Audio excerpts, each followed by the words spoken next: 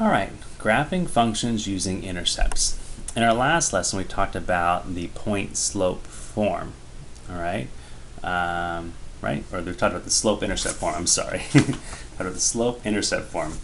The slope-intercept form was when you have y equals mx plus b. That's our slope and our y-intercept form. Okay? Another form that equations come in for figuring out how lines work in graphing is what's called standard form. And that's when you have ax plus by equals c. So some kind of x value plus a y value equals some sort of constant typically. Okay? So we can graph these as well by determining what the x and y intercepts are. Now an x and y intercept, what we're talking about is where does it cross the x or the y axes. So for a line to cross the x-axis, then the y value is going to be equal to 0. So x comma 0. For a line to cross the y-axis, then the x value is equal to 0. Does that make sense? So at this point here, the x value is 0. This point here, the y value is 0. So to find out what those x and y values are, we replace the y or the x with the value 0 and solve for the other letter. So for example, to find the x-intercept, we take the equation 3x plus 2y equals 6, and because we want to find the x-intercept happens when y is equal to 0. So we're going to make this y equal to 0, so we'll say 3x plus 2 times 0 equals 6. 2 times 0 is 0.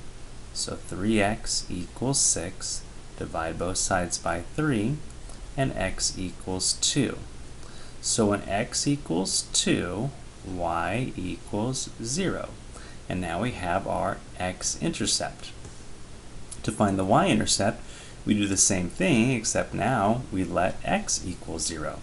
So I take the same equation, 3x plus 2y equals 6, and we're going to let x equal 0, and now we'll solve for y. That becomes 0, right? So now we have 2y equals 6, divide both sides by 2, and y equals 3. So what we discover is that when x equals 0, y equals 3. At this point, we have our 2 points that we can see graphed here. Here is our x-intercept 2, 0, and our y-intercept 0, 3. And when we connect those lines together, we've now graphed that equation right there. So the graph of that equation is done by simply finding the x and the y-intercept and then playing connect the dots to make our nice graph there. Okay? So that's one way of writing that equation. Okay? At a later point, when you get further along in Math 1, you will be asked to rewrite this in the different forms, kind of converting between standard form and the slope-intercept form, but again, for now, just the simple stuff. Let's look at a couple more examples before we have you kind of jump into your homework. So here we have 3x plus 5y equals negative 15. So let's look at the x-intercept first. The x-intercept is going to happen when y equals 0. So let's set y equal to 0 here. So 3x then equals negative 15. Divide both sides by 3. And x equals negative 5. So one point we have is negative 5, 0. The other point is going to be when x equals 0. So 3 times 0 plus 5y equals negative 15. So again, this goes away. So 5y equals negative 15. Divide both sides by 5. So that y equals negative 3. So when x is 0, y equals negative 3. So now we'll graph those. We'll start with negative 5, 1, 2, 3, 4, 5, 0 here. Already a dot there for me, handy. And then 0, negative 3. 0, negative 3. 1, 2, 3. That's our second dot right there. We connect the dots. And that's the graph for that equation right there. Let's look at one more. Let's look at this one here, some negative numbers. negative 4x minus 3y equals negative 12. So first we'll find the x-intercept. So that means that y equals 0. So negative 4x minus 3 times 0 equals negative 12. We're going to solve for x. So negative 4x, that becomes 0, equals negative 12. Divide both sides by negative 4. So x equals negative 12 divided by negative 4 is positive 3. So when x is 3, y is 0. That's our first point. 1, 2, 3, and 0. That's our x-intercept. For the y-intercept, we make x equal to 0. So negative 4 times 0 minus 3y equals negative 12. Again, that goes away.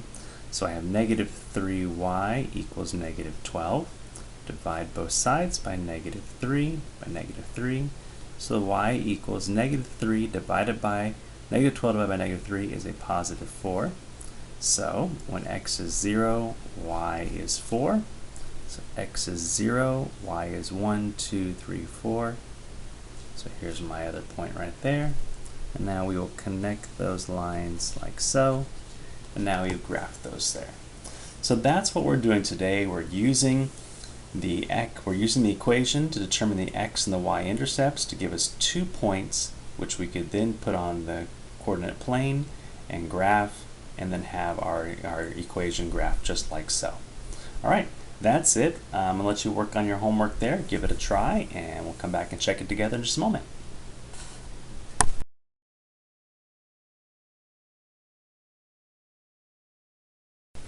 All right, let's graph functions using intercepts.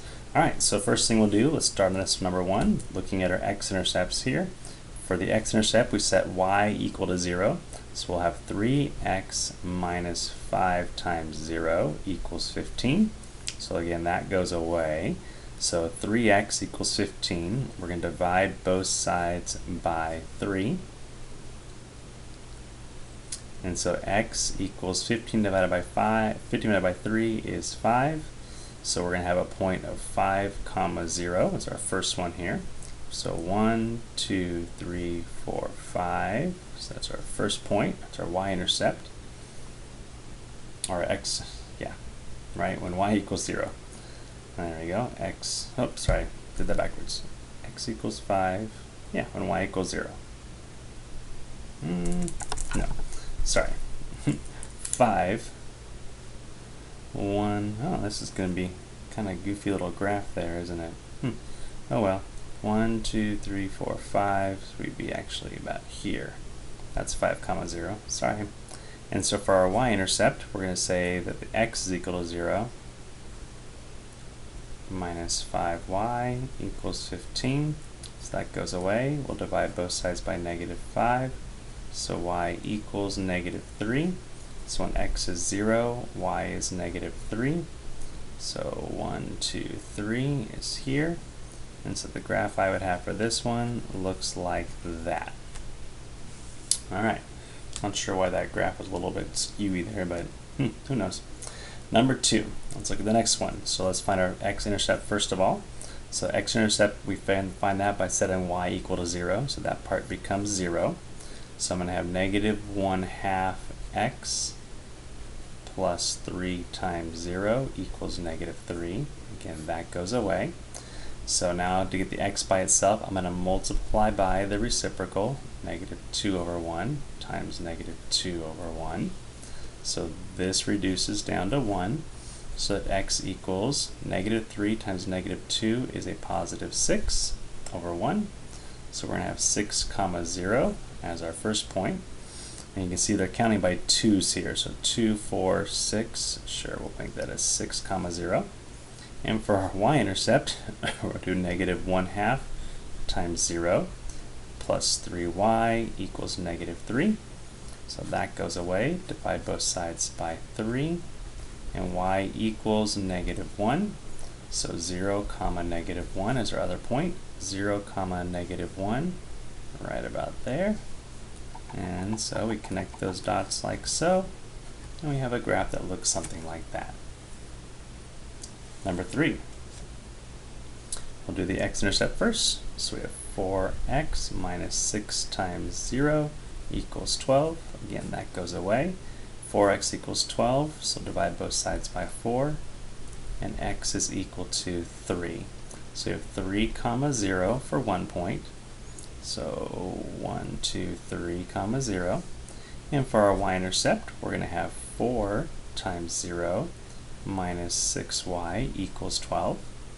That goes away. Divide both sides by negative 6. So the y equals 12 divided by negative 6 is negative 2. So 0 comma negative 2.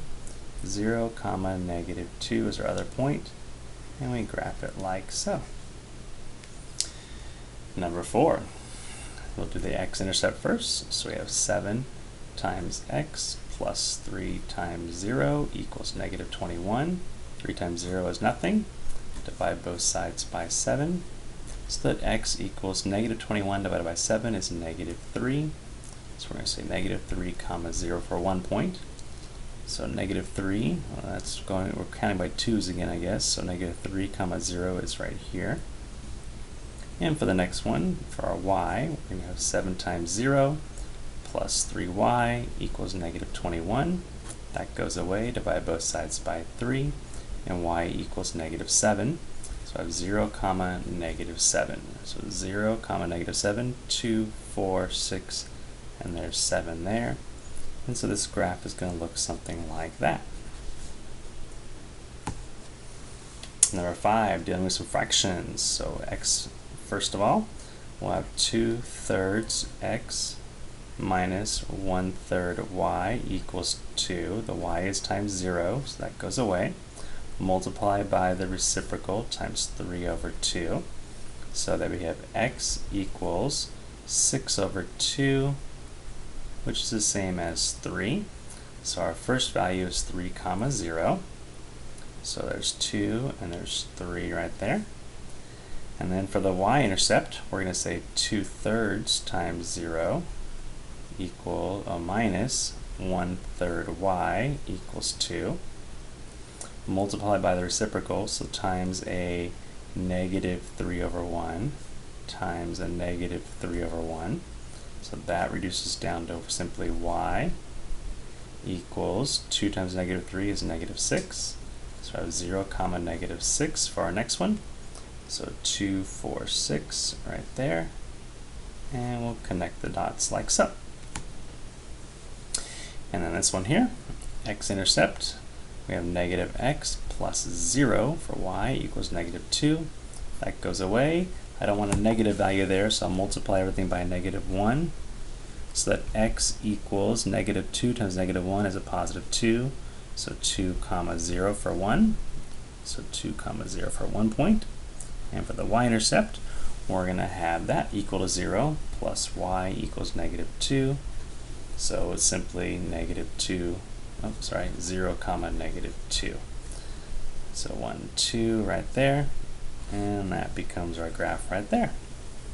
So that's how we do those ones there. And that's the idea. Number 7 says Miss Purdy bought coffee and orange juice for her coworkers in her office. She bought X cups of coffee at $2 per cup and Y cups of coffee at $1.50 per cup. Altogether she spent $30. This can be represented by the function 2x plus 1.5y equals 30. Graph the function, then interpret the x and y intercepts. So to graph this here, again, we would say, all right, let's find our x-intercept. So that's going to be when 2x plus 1.5 times 0 equals 30. So that goes away. We divide both by 2, and x equals 15. So 1 point is 15 comma 0. So 15, 5, 10, 15 comma 0 is there.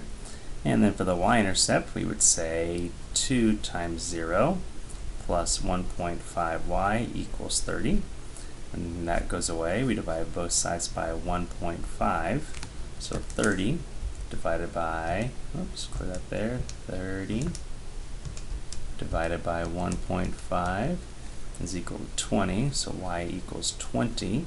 So another point is going to be 0 comma 20. 5, 10, 15, 20 is there. Okay, so that's our little chart there. So that's what we have for graphing the function. It looks something like this. Okay. And then interpret the X and Y intercepts. So that's going to be, again, she's spending $30, right? In total, she spends $30. So if she was to spend all the money on just the coffee, that's how much coffee she'd have. If she spent all the money on just orange juice, that's how much orange juice she'd have. And something in between is what she'd have if she had a little bit of each. So that's the interpretation. All right, that's it for today. Have a great day. We'll see you next time.